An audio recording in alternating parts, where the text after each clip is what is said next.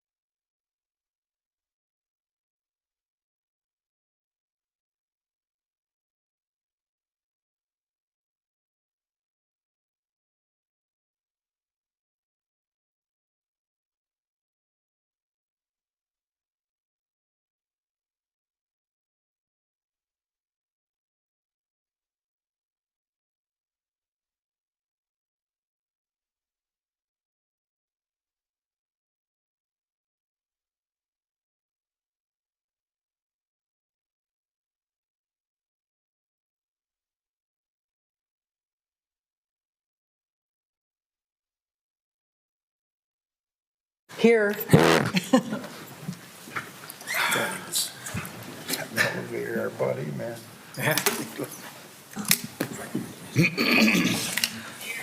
We have returned from executive session, and we will return to current business. Mr. Chairman, Commissioner Murray.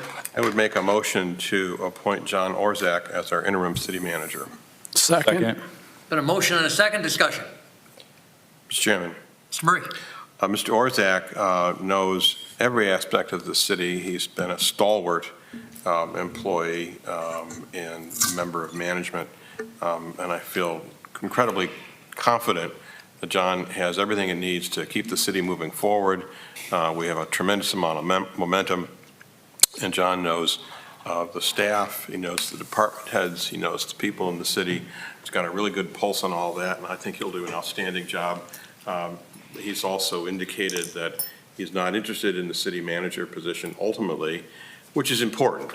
We want to make sure that when we go out to look at full-time, long-term city managers, that we have a complete range of applicants who aren't concerned that the fix is on because the interim city manager is going to get the job. So I appreciate Mr. Orzak's integrity in both regards. So thank you. I concur.